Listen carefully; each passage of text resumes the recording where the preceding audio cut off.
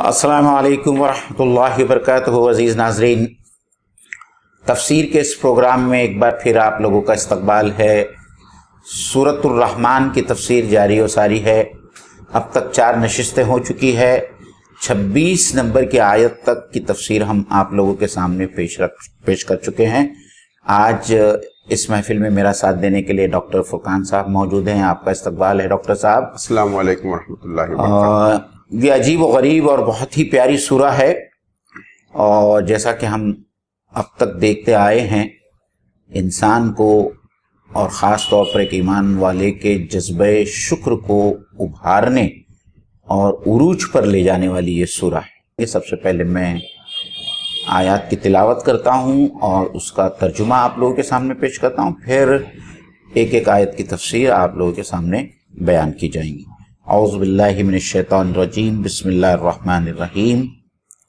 کل من علیہا فان ویبقى وجہ ربک ذو الجلال والاکرام فبأی آلاء ربکما تکذبان یسألہ من فی السماوات والارض کل یوم هو فی شأن فبأی آلاء ربکما تکذبان سنفرغ لکم ایہا الثقلان فبأی آلاء ربکما تکذبان یا معشر الجن والانس ان استطعتم ان تنفذوا من اقطار السماوات والارض فانفذوا لا تنفذون الا بسلطان فبأی آلاء ربکما تکذبان یرسل علیکما شواظ من نار ونحاس فلا تنتصران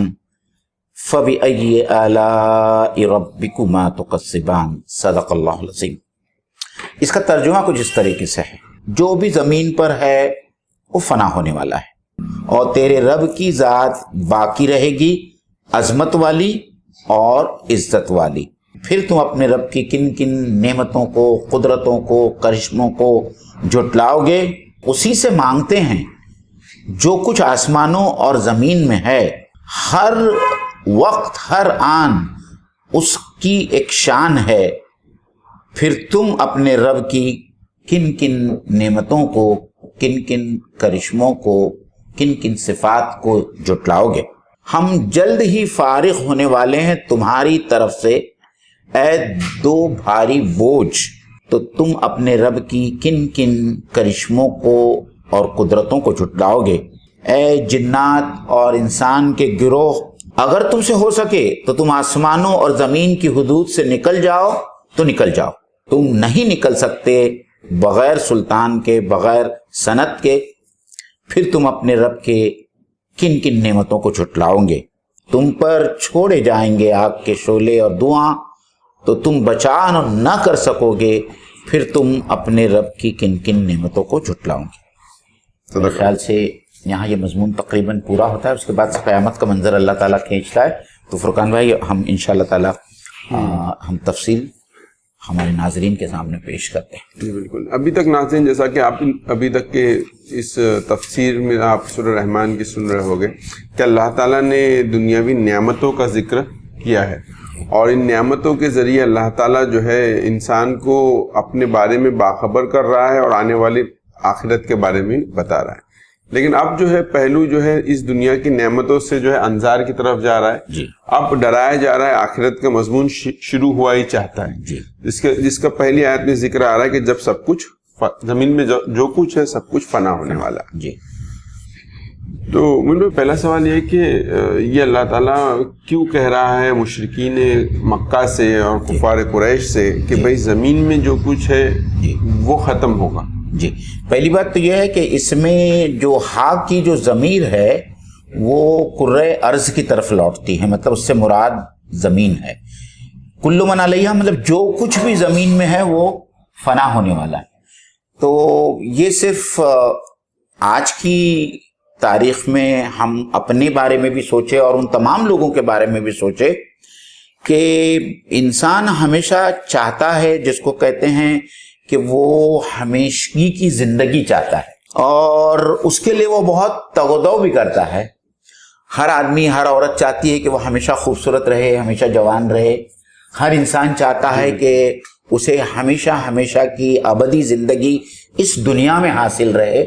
تو اللہ تعالیٰ سب سے پہلے تو اس کا انکار کر رہا ہے کہ تم چاہے کتنے ہی بڑی پوزیشن پر پہنچ جاؤ، چاہے کتنا ہی اقتدار تمہارے پاس میں آ جائے، کتنی ہی طاقت تمہارے پاس میں آ جائے، کتنی ہی دولت تمہارے پاس میں آ جائے، لیکن ہر چیز کو ایک دن فنا ہونا ہے، ہر کسی کو موت کا مزہ چکھنا ہے. جیسے کہ قرآن مجید میں دوسری جگہ بھی کہا گیا کہ کل نفس ذائقۃ الموت، ہر نفس کو موت کا مزہ چکھنا ہے. تو لوگوں کو اسی لیے ڈرایا جا رہا ہے کہ اگر تم یہ سمجھتے ہو کہ تم موت سے بچ جاؤ گے اور اس کے بعد میں کوئی حساب اور کتاب نہیں ہونے والا ہے تو ایسا مت سوچو. ایک روز ایسا آنے والا ہے جس دن تم کو مر کر اپنے رب کے سامنے پیش ہونا، حاضر ہونا. جی بالکل. اور جیسا کہ نارملی انسان جس کے سامنے آخرت نہیں ہوتی ہے جی تو وہ ہمیشہ یہ سوچتا ہے کہ دنیا میں کس طریقے سے یا تو میرا نام یا تو میرا کام جو ہے باقی رہے اور ریزونیٹ ہوتے رہے. تو اللہ تعالیٰ نہ صرف انسانی شخصیت کے بارے میں بتا رہا ہے بلکہ ان کے کاموں کے بارے میں بتا رہا ہے کہ بھئی آپ نے کتنے ہی بڑے کام دنیا میں کر لیے ہو دنیاوی اعتبار سے، ان کو جو بہرحال ان کاموں کو، تمہارے نام کو، تمہاری پولیٹیکل اس کو، ول کو اور تمام چیزوں کو ایک دن تو بہرحال ختم ہونا ہے. جیسے ہم خود دیکھتے ہیں مغلیہ سلطنت تھی، 200 سال 300 سال حکومت کے ختم ہوئے، اب ان کے مونیومنٹ سے 400-500 سالوں سے اگلے 4-5 سال میں وہ بھی ختم ہو جائے گی. تو کہنے کا منشا مقصد یہ کہ دنیا کا بیسک فلسفہ ہے کہ یہاں پہ کسی چیز کو دوام حاصل نہیں، ہر چیز جو ہے یہاں پر فانی. اور فرقان بھائی ایک دوسری بات جس کی طرف ایک لطیف سا اشارہ ہے اس میں تمام دنیا والوں کے لیے، ان لوگوں کے لیے جو یہاں ہمیشگی کی زندگی چاہتے ہیں، ہمیشگی کی جوانی چاہتے ہیں، ہمیشگی کا حسن چاہتے ہیں، ان کے لیے ان بٹوین دا لائن اللہ تعالیٰ یہ کہہ رہا ہے کہ یہ تمام چیزیں صرف اور صرف جنت میں حاصل ہونے والی ہے. اس دنیا میں ہمیشگی کی زندگی، ہمیشگی کی جوانی، ہمیشگی کی خوبصورتی رہنے والی چیز نہیں ہے اور ملنے والی چیز نہیں ہے. اگر اس کو تم چاہتے ہو تو جنت کے حصول کی انسان کو کوشش کرنا چاہیے. جی. اور پھر جہاں پر اللہ تعالیٰ نے تمام چیزوں کی فنا کا ذکر کیا تو پھر بتایا کہ باقی رہنے والی کیا ہے. تو یہاں پہ اللہ تعالیٰ نے ایک یہاں پہ جو آیت میں کہا گیا کہ وجہ مطلب چہرہ ہوتا، تو یہ چہرہ کا ورڈ کیوں آ رہا ہے کہ باقی رہنے والا؟ تو قرآن مجید میں شخصیتوں کے ذکر کو ان کے چہرے سے ریپرزینٹ کیا گیا ہے. جیسا قرآن مجید میں جنتیوں کے بارے میں بھی آیا ہے اور جہنمیوں کے بارے میں بھی آ رہا ہے، اسی طریقے سے یہاں اللہ کی ہستی کو اس کے چہرے سے مطلب اللہ کی ذات مبارک جو ہے اس کو جو ریفرنس دیا گیا ہے وجہ کے ذریعے دیا گیا ہے. جی بالکل. جیسا ہم سورہ غاشیہ میں پڑھتے ہیں حل اتاک حدیث الغاشیہ وجوہ یومئذ خاشعہ، اس دن کچھ چہرے جو ہے بہت ڈرے ہوئے اور سہمے ہوئے ہوں گے. تو وہاں چہروں سے مراد وہ لوگ ہیں جن کے وہ چہرے ہوں گے. تو وہاں پہ بھی جہنمیوں کا بیان جو ہے وہ ان کے چہروں سے کیا گیا ہے. جی لیکن یہاں جو خاص بات اللہ تعالیٰ جو آگے بتا رہا ہے وہ اللہ تعالیٰ کی 2 صفتیں جو اللہ تعالیٰ نے لایا ہے، ذوالجلال والاکرام، کہ بہت جلیل القدر ہستی ہے اس کی اور ایسی شان والی ہے اور ایسی اکرام والی ہے کہ جس کی شان اور جس کا اکرام اور جس کی عظمت کے لیے وہ کسی کا جو ہے محتاج نہیں ہے. یہ بات جو ایک مفسر نے بیان کی ہے وہ میں ناظرین کے ساتھ میں شیئر کرنا چاہتا ہوں کہ اگر میں کہوں کہ میں بہت ہی معزز ہوں تو میرے معزز ہونے کے لیے یہ ضروری ہے کہ کوئی میری عزت کرنے والا ہو. صحیح ہے نا؟ جی بالکل. تو اللہ تعالیٰ یہ کہتا ہے کہ اللہ کی شان کے لیے، اس کے اکرام کے لیے، اس کی حمد کے لیے کوئی ضرورت نہیں ہے، کسی کی ضرورت نہیں ہے، وہ کسی کا محتاج نہیں، وہ بذات خود وہ حمید ہے اور وہ خود اپنے آپ میں عظیم ہے، اور وہ خود اپنے آپ میں عظیم ہے. وہ آپ اس حدیث قدسی کو یاد کیجئے جس میں اللہ تعالیٰ کہتا ہے کہ اگر اس کرۂ زمین کے تمام انسان اس ایک نیک انسان کی طرح ہو جائے جو بہت زیادہ نیک ہے اور میری عبادت کرے تو بھی میری شان میں ایک ذرہ برابر بھی اضافہ نہیں کر سکتے، اور اگر دنیا بھر کے تمام جنات اور انسان میرے نافرمان ہو جائیں تو بھی میری شان میں ایک ذرہ برابر بھی کمی نہیں کر سکتے، کیونکہ میری شان اپنے آپ میں یکتا ہے اور میں ذوالجلال والاکرام۔ جی بالکل، آپ نے بہت اچھا نقطہ اٹھایا کہ جہاں پر یہ سوچا جا رہا ہے کہ جو کچھ بھی آؤٹر ایکسپریشن ہے، جیسے جو جن بتوں کی وہ پوجا کرتے تھے، وہ ان کا تمام تر ڈپینڈنسی اس پہ تھی کہ لوگ ان کو مانے۔ تو اللہ تعالیٰ یہاں پر یہ پوائنٹ کو ریز کر رہے ہیں کہ جب سب کچھ فنا ہو جائے گا اس کے بعد بھی تیرا رب جو ذوالجلال والاکرام ہے۔ یہاں پہ عزیز ناظرین، ایک طرف جہاں پہ فانی دنیا کا تصور ہے، وہیں پر باقی رہنے والی چیز اللہ کی ذات ہے، اور جو چیزیں اللہ کی ذات کے ساتھ ایسوسیٹ ہو جاتی ہے ان کو بھی بقا اور دوام حاصل ہوتا ہے، جیسے انسان کے نیک اعمال ہیں۔ الباقیات والصالحات، باقی رہنے والی جو ہے نیکیاں ہیں۔ نیکیاں کیوں باقی رہتی ہے؟ نیکیاں صرف اسی لیے باقی رہے گی کیونکہ وہ جو ہے اللہ کے نظر کی جاتی ہے اور اللہ کو اس سے جو ہے ایسوسیٹ کی جاتی ہے۔ اور ہم انشاءاللہ سورہ حدید میں اس کو دیکھیں گے، جہاں تک اللہ کے غیر فانی ہونے کا جو قدیم اور اس کی اول و آخر، اول، اس میں اللہ تعالیٰ نے بہت صرف ایک ہی جملے میں جو ہے اللہ تعالیٰ نے پوری بات کو سمو دیا ہے کہ هو الاول والآخر، کہ وہی اول ہے اور وہی آخر ہے۔ باقی جو کچھ بھی ہے وہ حادث ہے، اس کی مخلوق ہے، اس کے بنایا ہوا کریشن ہے۔ ابھی آپ نے وہ ٹاپک کو چھیڑ دیا تو ہم لوگ ناظرین کے اتنا ڈسکس کرتے چلتے کہ بحیثیت مسلمان ہم یہ مانتے ہیں کہ ہر وجود اللہ کا محتاج ہے۔ صرف یہ نہیں کہ آپ کے بدن کو کھانا مل رہا ہے اس لیے وہ اللہ کا محتاج ہے۔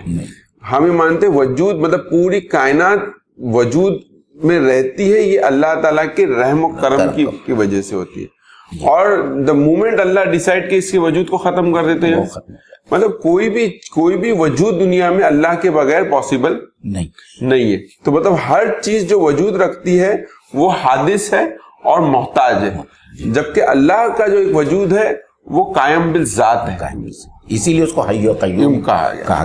اور وہ آپ نے جو سوال کیا نا، اسی کا جواب جو ہے آگے کی آیت میں آ رہا ہے، یسألہ من فی السماوات والارض، آسمانوں اور زمین میں جو کچھ بھی ہے وہ اسی سے مانگتا ہے۔ تو سوال فرقان بھائی کو یہ کر سکتا ہے کہ بھائی جو ملحد ہے، جو ایتھسٹ ہے، وہ تو نہیں مانگتے، تو اس کا جواب مفسرین نے یہ دیا ہے کہ یہاں مانگنے سے مراد سوال کرنا مطلق مقصد نہیں ہے، مقصود نہیں ہے، بلکہ محتاجی مقصود ہے کہ آدمی محتاج ہے۔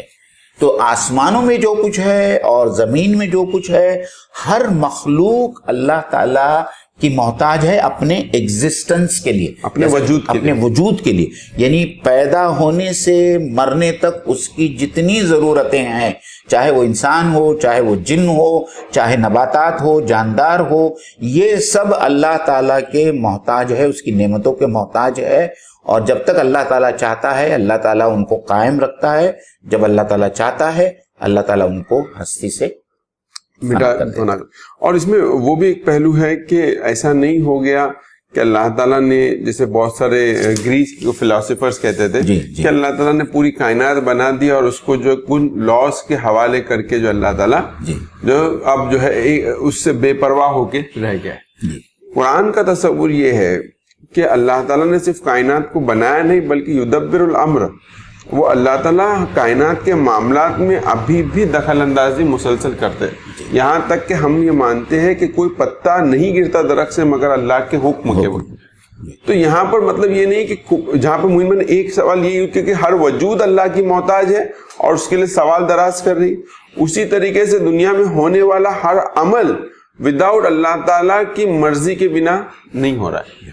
مطلب یہ کہ پوری چیزوں کو اللہ تعالیٰ کیا کر رہے ہیں، کنٹرول کر رہے ہیں، اس کو ڈائریکٹ کر رہے ہیں اور اس کو ایک منزل، جب ہم کہتے ہیں کہ اللہ رب ہے، پروردگار ہے، پالنہار ہے، تو اس کا مطلب یہ ہوتا ہے کہ اللہ تعالیٰ جو اس چیز کو جو ہے گرو کروا رہے ہیں۔ فعال لما یرید ہے، ایک جگہ اللہ تعالیٰ جو چاہتا ہے وہ کرتا ہے، کہ وہ جو چاہتا ہے وہ کرتا ہے، ایک جگہ اللہ تعالیٰ کہتا ہے واللہ غالب علی امرہ ولکن اکثر الناس لا یعلمون، کہ اللہ تعالیٰ اپنے ہر کام پر قدرت رکھتا ہے لیکن بہت سارے لوگ اس کے بارے میں نہیں جانتے۔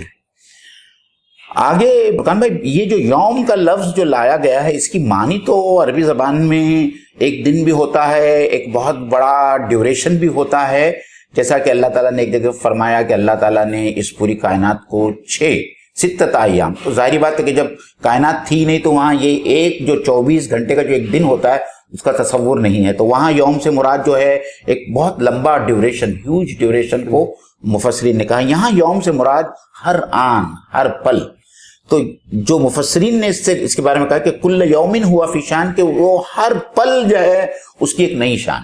جی بالکل، جی بالکل، یعنی کبھی وہ کسی کو مار رہا ہے، کسی کو پیدا کر رہا ہے، کسی کو موت دے رہا ہے، کسی کو ذلت دے رہا ہے، کسی کو رفعت بخش رہا ہے، کوئی بیمار ہے تو اس کو شفا دے رہا ہے، تو کنٹینیوسلی جو ہے اللہ تعالیٰ کا، جیسا آپ نے کہا کہ یدبر الامر، وہ اس کی ہر پل ایک نئی شان ہے، اور وہ شان جو ہے ہمارے تصور سے ماورا ہے اور ہم اس کو سمجھ نہیں سکتے، صرف ہم اس کے اوپر یقین رکھتے ہیں کہ واقعی میں اللہ کی ہر پل جو ہے ایک نئی شان۔ اس کے اندر یہ جو ایک پہلو آ رہا ہے کہ اللہ تعالیٰ کی ہر پل نئی شان ہے، اس کو اگر ہم آج کاسمک طور پہ دیکھیں تو بالکل واضح طور پہ سمجھ میں آتی ہے کہ آج بھی الگ الگ جو ہے گیلیکسیز بن رہے ہیں، اور نہ صرف بن رہے بلکہ انسان اس کو جو آبزرو بھی کر رہا ہے۔ تو اسی کے بعد علامہ اقبال کا جو مشہور شعر بھی ہے، دنیا ابھی تک نا تمام ہے شاید آ رہی ہے صدائے دمادم کن فیکن۔ تو یہاں پر جو ہے کہ اللہ تعالیٰ ہر لمحے جو ہے نئی چیز کریٹ کرا، لیکن جب اللہ یہاں پہ ایک بات آ رہی کہ اللہ کی شان میں وہ اضافہ کر رہی، تو اس سے پہلے کی آیت میں جو اللہ کی صفت جس کو میں نے اس سے پہلے بھی اپنے گفتگو میں لایا کہ رب ہے، رب کے معنی پروردگار پالنہار کے ہے، اور اس کے بنیادی معنی جو ہے مالک کے ہیں۔ تو مفسرین لکھتے ہیں کہ مالک کبھی بھی نہیں چاہے گا کہ اس کی کوئی جو اصل ہے اس میں کوئی گھاٹا ہو، وہ ہمیشہ اس میں کیا کرتا ہے؟ بڑھوتری کرتا ہے۔ تو اسی طرح اللہ تعالیٰ جو ہے کائنات کے اندر بھی جو اللہ نے تمام چیزوں کو بنایا، اس میں اللہ تعالیٰ ہر لمحے جو ہے گروتھ کرتا ہے، اور اسی کے اندر وہ سوچ ہے کہ اللہ تعالیٰ نے انسان کی گروتھ کے لیے کیا فیچرز رکھے ہیں، کہ مطلب انسان کو دنیا میں کچھ چیزیں دی، تو پھر اس کے آگے کا پروسیس انسان کا آخرت کا کیا ہے، مطلب جہاں پر کائنات کے لیے اللہ تعالیٰ ہر دن نئی کائنات بنا رہے، وہی انسان کے لیے کیا ہے۔ جیسے اب دنیا کے بارے میں آتا ہے کہ دنیا میں انسان کو اللہ تعالیٰ نے لمیٹڈ ریسورسز، لمیٹڈ آزادی کے ساتھ دیکھا ہے کہ بھئی انسان کیا عمل کرتا ہے۔ پھر جنت اور آخرت وہ جگہ ہے جہاں پہ ان لمیٹڈ ریسورسز اور ان لمیٹڈ پاور، جہاں تمہارے پاس جو چاہو گے تم کو ملے گا، اور پھر انسان کو ایک نیا موقع دیا جائے گا، اب وہاں پہ وہ کیا کر کے دکھاتا ہے۔ تو انسانوں کے یہ جو لیولز ہے اللہ تعالیٰ نے مقرر کیے، اور اس میں جو ہے اللہ تعالیٰ بہتری کی طرف جو انسان کو لے جا رہا۔ وہیں پر دنیا کے اندر بھی دیکھیے تو آج سے 1000 سال پہلے کی جو مادی دنیا تھی، آج جو مادی دنیا ہے اس میں کتنا بڑا چینج ہے، بہت بڑا۔ تو جو چینج یہ مادی دنیا میں دکھ رہا ہے یہ بھی اللہ ہی کے حکم سے، اور انسان کو اللہ تعالیٰ نے ایک ڈیمو دے دیا ہے کہ بھئی جب انسان اتنا بڑے چینجز، سی چینجز لا سکتا ہے، تو ان کا رب کیا کس مقام کے جو ہے چینجز ہے، اس کی شان جو ہے کتنی اعلیٰ ہو سکتی ہے کہ جب اس کی مخلوق اتنی بڑی چینج لا سکتی ہے، تو خالق کے بارے میں ہم تو شاید تصور سے جو ہے ہمارے بیونڈ ہے۔ تو اسی لیے فرقان وہ جو حدیث آتی ہے نا جنت کے بارے میں، کہ جنت میں اللہ تعالیٰ نے انسانوں کے لیے جو نعمتیں رکھی ہے وہ نہ ہماری آنکھوں نے دیکھی ہے، نہ سنی ہے، نہ ہی اس کا تصور کسی کے ذہن اور دماغ میں آ سکتا ہے۔ اس کی معنی ہی ہے کہ اللہ تعالیٰ جو ہر پل اپنی ایک نئی شان رکھتا ہے، اس نے جنت میں اپنے نیک بندوں کے لیے، اپنے فرما بردار بندوں کے لیے کیا کیا بنا کر رکھا ہوگا، اس کا ہم تصور ہی آج کی دنیا میں جیسے آج کی دنیا میں رہ کر ہم 100 سال بعد کا تصور نہیں کر سکتے، مطلب آج ہمارے لیے پاسبل نہیں کہ اگلے 100 سال میں ڈیولپمنٹ ہو کے کیا کیا ہو جائے گا، تو ہم یہ کیسے تصور کر سکتے کہ ہمیشہ کی جنت کے اندر کیا کیا نعمتیں جو اللہ تعالیٰ نے جو ہے رکھی ہے۔ اس کے بعد میں اللہ تعالیٰ پھر اب آتا ہے جو آپ نے جس انذار کی طرف اشارہ کیا تھا کہ اپنے رحمتیں، اپنے نعمتیں، اس کا ذکر کرنے کے بعد میں اللہ تعالیٰ کا آہستہ آہستہ جو ہے انداز بیان چینج ہو رہا ہے، قرآن کا اسلوب چینج ہو رہا ہے۔ یہاں اب جو ہے جنات اور انسانوں سے کہا جا رہا ہے کیا کہا جا رہا ہے؟ سنفرغ لکم ایھا الثقلان. یہاں انسانوں کی جماعت اور جنات کی جماعت کو دو بھاری بوجھ سے تعبیر کیا گیا ہے. اور فرقان بھائی اس میں ایک مفسر نے بڑی پیاری بات لکھی ہے، میرے خیال سے روح القرآن کے اندر ہے وہ، کہ عربی زبان میں ثقل کہتے ہیں بوجھ کو، لیکن ثقل کہتے ہیں ایسے بوجھ کو جو کسی سواری کے اوپر لاد دیا جائے. تو اللہ تعالی جنات اور انسانوں میں سے وہ لوگ جو اللہ تعالیٰ کی نافرمانی کر رہے ہیں، یا اللہ تعالیٰ نے جن کو ایک خاص مقصد کے لیے پیدا کیا ہے اور وہ اپنے مقصد کے تئیں جو کام کرنا چاہیے وہ نہیں کرتے، اللہ تعالیٰ نے ان کو بوجھ کہہ کر پکارا ہے کہ تم زمین کے اوپر بوجھ ہو. کبھی کبھی کیسا ہوتا ہے کہ کوئی باپ ہوتا ہے، اس کا بیٹا ناکارہ ہوتا ہے، تو وہ باپ اس کو کیا کہتا ہے؟ یہی کہتا ہے نا کہ تو میرے اوپر ایک بوجھ ہے.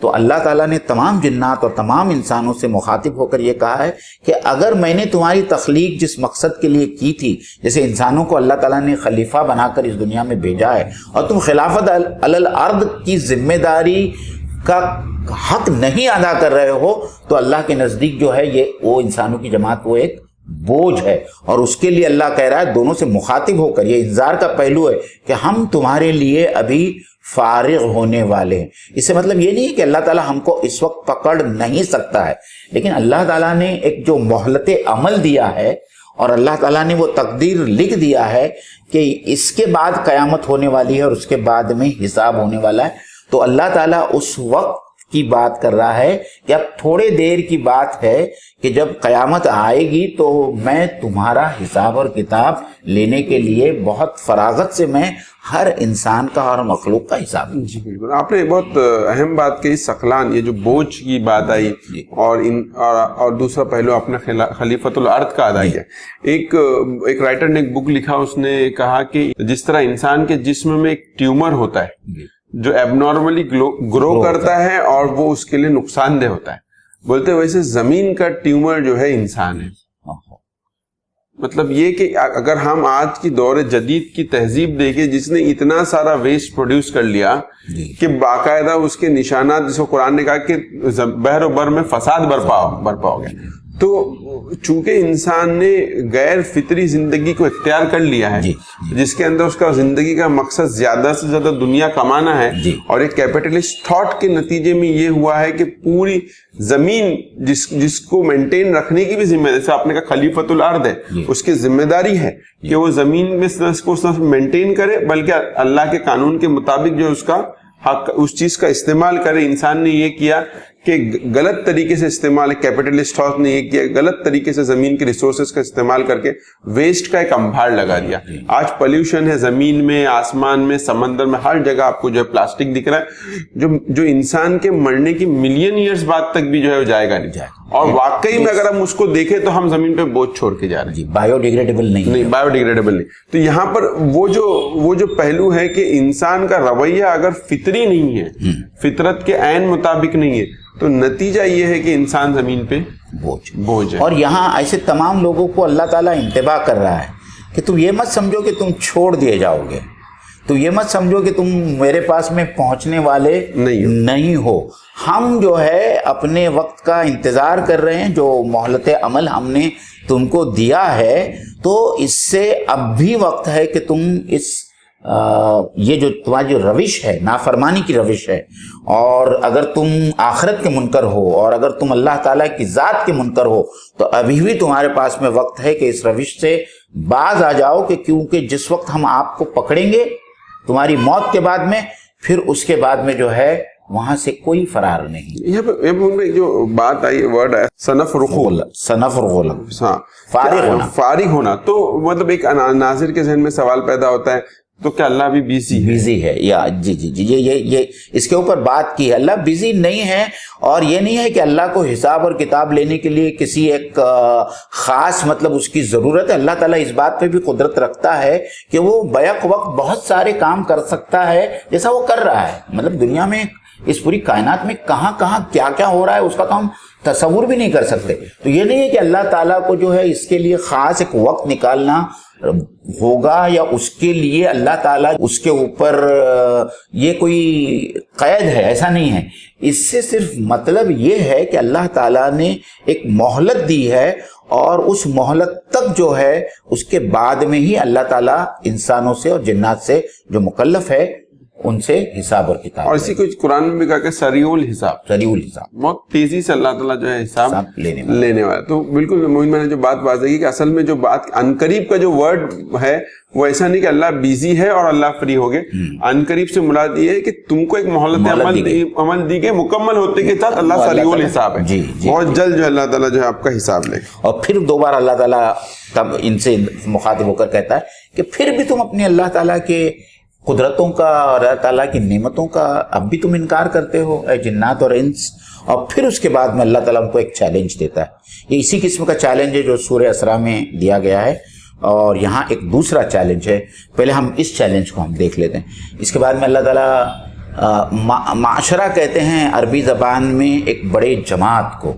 تو یہاں اللہ تعالیٰ کہتا ہے کہ یا معاشر الجن والانس، اے انسانوں اور جنات کی بڑی جماعت، ہیوج پاپولیشن، ان استطعتم، اگر تم میں طاقت ہے، قدرت ہے، ان تنفذوا من اقطار السماوات والارض فانفذوا، کہ تم آسمانوں اور زمین سے بھاگ کر یا باہر نکل جاؤ.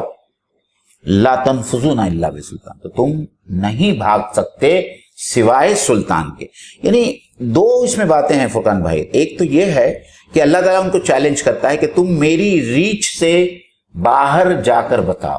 تم کو ایسا لگتا ہے کہ کوئی ایسی جگہ ہے، یہ کائنات تو میں نے بنائی ہے، اور اگر تم کو مجھ سے بچنا ہے تو منیمم ریکوائرمنٹ یہ ہے کہ آپ کائنات سے باہر جاؤ. تو وہ انسان کے لیے اور جنات کے لیے ممکن نہیں. پہلی بات صرف اس جو باہر جاؤ کی بات ہے کہ کہاں جانا ہے، وہی نہیں سمجھ. جو باہر جانا ہے تو سوال یہ ہے کہ انسان نے آج تک جو سب سے بڑا سفر کیا ٹیلیسکوپ ہے، سب سے پاورفل ٹیلیسکوپ ہے جس کو ہبل ٹیلیسکوپ کہا جاتا ہے، اس کے ذریعے جب انسان نے کائنات کو دیکھا، نتیجہ یہ ہے کہ انسان جو ہے کائنات کے کناروں کو دیکھ نہیں سکتا.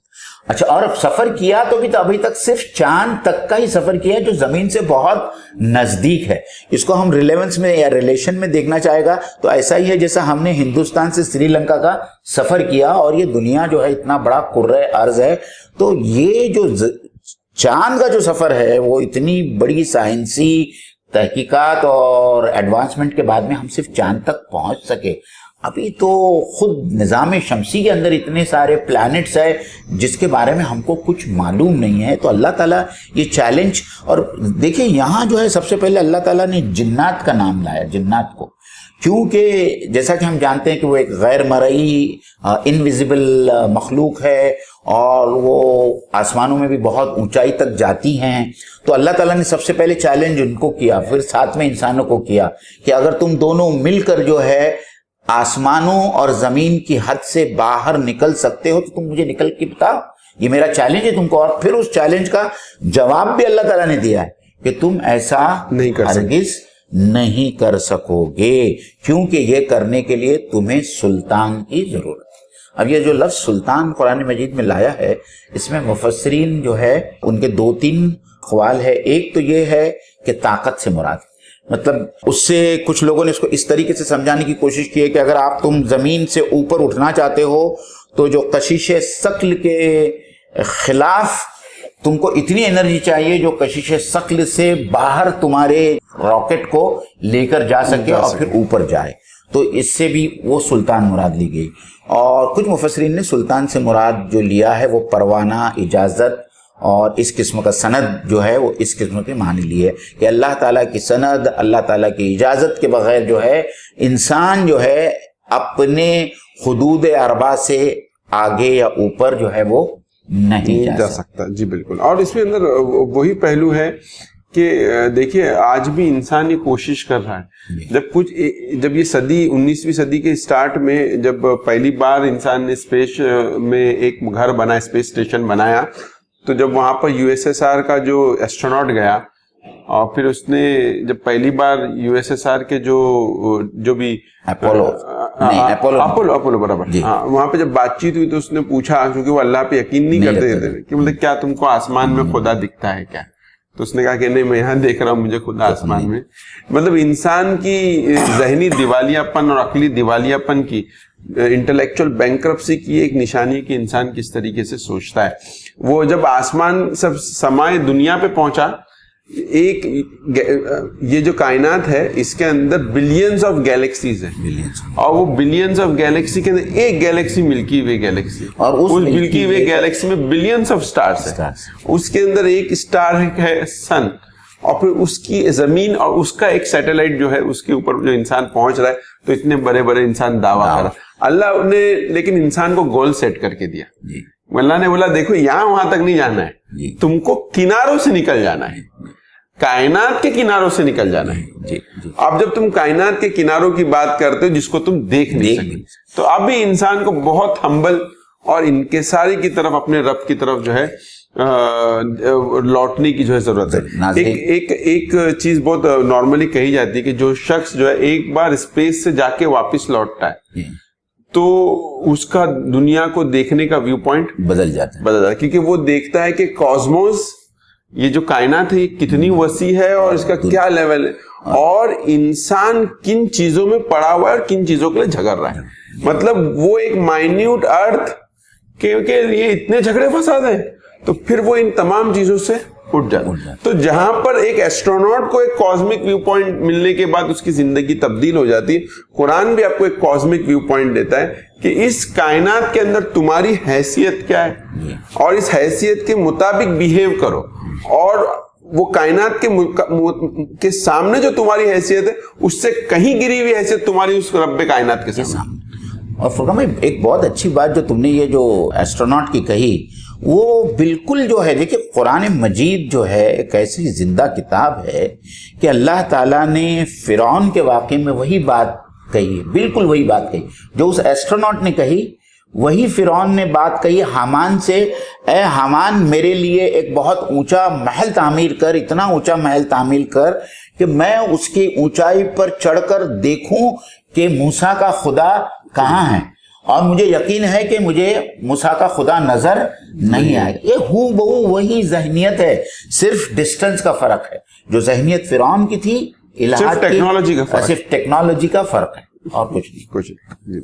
تو اللہ تعالیٰ پھر جو دو چیلنج کی بات کی تھی میں نے قرآن مجید میں ایک جگہ, اسی طریقے سے اللہ تعالیٰ نے سورہ اسراء میں انسانوں اور جنات کو یہ چیلنج دیا ہے کہ تم دونوں مل کر اگر قرآن مجید کے جیسا ایک کتاب لکھ کر لاؤ تو تم لکھ کر لاؤ. تو یہ چیلنج دو بار جنات اور انسانوں سے اللہ تعالیٰ نے قرآن مجید میں کیا ہے, اور اس کا جواب بھی اللہ تعالیٰ نے دیا ہے کہ تم ایسا نہیں کر سکو گے. تو یہاں پہ ناظرین اللہ تعالیٰ ہم سب سے مخاطب ہے اور ہم سب سے کہہ رہے ہیں کہ تم میری ریچ سے باہر نہیں جا سکتے, میں جب چاہوں تم کو پکڑ سکتا ہوں. یہ دنیا تو بہت چھوٹی ہے, دنیا کو چھوڑ کر تم کہیں پہ بھی جاؤ تو تم میرے نظر کے سامنے ہو. تو کوئی بھی انسان یہ نہیں سوچے کہ وہ اللہ کی پہنچ سے, اللہ کی گرفت سے وہ باہر ہے. ہر چیز پر اللہ کی گرفت ہے, اور اللہ جب چاہے جس کو چاہے اللہ تعالیٰ پکڑ sکتا ہے. یہ ہے کہ ہم اللہ کی پکڑ سے پہلے جو ہے اپنے آپ کی اصلاح کر لیں. جی بالکل. آخری آیت یرسل علیکما شواظ من نار ونحاس فلا تنتصران فبأی آلاء ربکما تکذبان. اور جیسا کہ قرآن مجید میں یہاں تو یہ معنی بہت سادی, ان کے اوپر بھیجے جائیں گے یا بھیجے جاتے ہیں آگ کے اور تانبا. جو نحاس سے مراد یہاں انہوں نے دھواں لیا ہے, لیکن دوسرے مفسرین نے نحاس کی جو عربی معنی ہے وہ تانبا ہے. تو یہ جو ایسٹرائڈز اور میٹیورائٹس جو شہاب ثاقب جس کو ہم کہتے ہیں, وہ جب گرتے ہیں یہ آسمانی ستاروں کا ایک حصہ, اجرام فلکی کا ایک حصہ ہوتا ہے, اور جو ٹوٹ کر الگ ہو کر آگ کی شکل میں جو ہے بڑے بڑے گولوں کی شکل میں زمین کی طرف آتا ہے. اور سائنسداں آج یہ ثابت کرتے ہیں کہ اس کے اندر لوہا اور اس کے اندر تانبا دونوں کی آمیزش ہوتی ہے. اور قرآن مجید میں جا بجا سورہ ملک میں دیکھ لیجئے, دوسری جگہ پر دیکھ لیجئے, اللہ تعالیٰ یہ کہتا ہے کہ جب جنات اپنی حدود کو پار کر کے ملائے اعلیٰ سے کوئی خبر حاصل کرنے کی کوشش کرتا ہے تو ہم شہاب ثاقب کو اس کے اوپر نازل کرتے ہیں اور اس سے اس کو مارتے ہیں. تو اللہ تعالیٰ کہتا ہے کہ اگر تم کوشش بھی کرو گے اپنے حد سے باہر نکلنے کی تو اللہ تعالیٰ کے پاس میں وہ تمام چیزیں ہیں, اللہ تعالیٰ کے پاس میں وہ تمام وسائل ہے. اللہ تعالیٰ کے حکم سے وہ شہاب ثاقب ان کا پیچھا کرتے ہیں اور ان جنات کو ختم کرتے ہیں. اور وہ شہاب ثاقب کا جو مٹیریل جو ملتا ہے, جو زمین پر بھی پایا گیا ہے, جیسا کہ سورہ حدید میں آیا ہے, اللہ تعالیٰ نے کہا کہ ہم نے لوہے کو نازل کیا. تو سائنٹسٹ یہ کہتے ہیں کہ لوہا جو ہے, ہم کبھی سورہ حدید جب پڑھیں گے تو ہم دیکھیں گے کہ لوہے کی جو بناوٹ ہے, اسٹرکچر اس کا, وہ اس زمین کی پیداوار ہو ہی نہیں سکتی. اور وہ یہ خود کہتے ہیں کہ لوہا کسی دوسری پلانٹ سے زمین کے اوپر آیا ہے. تو یہ جو شہابیے جو آتے ہیں اس کے اندر لوہا بھی ہوتا ہے اور اس کے اندر تانبا بھی ہوتا ہے. اس لیے اللہ تعالیٰ نے یہاں نحاس کا لفظ لایا ہے, فلا تنتصران, اور پھر تمہاری کوئی مدد نہیں کر سکے. اس میں ایک جو اگر ہم قرآن اور سائنس کو کوریلیٹ کر کے دیکھیں تو یہاں پہ دو ورڈ اللہ تعالیٰ نے یوز کیے, ایک جو ہے شواز کا ورڈ ہے اور دوسرا نحاس ہے. تو یہاں پر شواز ایسی آگ کو کہتے ہیں جس میں دھواں نہیں ہے. اگر ناظرین یہ دیکھیے, آپ نقطے کو سمجھیے, جب آگ جلتی ہے تو ہم جو زمین پہ آگ کو دیکھتے ہیں اس میں کاربن ڈائی آکسائڈ اور آکسیجن کا ریئیکشن ہوتا ہے جس سے کاربن ڈائی آکسائڈ بنتی ہے اور دھواں بنتا ہے. یہ دھوئے کے زمین پہ جو آگ رہتی ہے وہ ہمیشہ دھوئے کے ساتھ رہتی ہے, لیکن اسپیس کے اندر جو آگ رہتی ہے اس آگ میں چونکہ آکسیڈیشن کا پروسیس نہیں ہے, وہاں پہ نیوکلیئر ریئیکشنز وغیرہ ہوتے, تو وہاں پر اس آگ میں دھواں نہیں ہوتا. ابھی نمبر 1 پوائنٹ. سیکنڈ پوائنٹ جو ہے نحاس کہا گیا کہ وہاں پہ جو دوسری چیز چھوڑی جائے کہ دھواں ہے, جس کو نہ کاسمک ڈسٹ بھی بولتے ہیں یا اسپیس ڈسٹ بھی بولتے ہیں.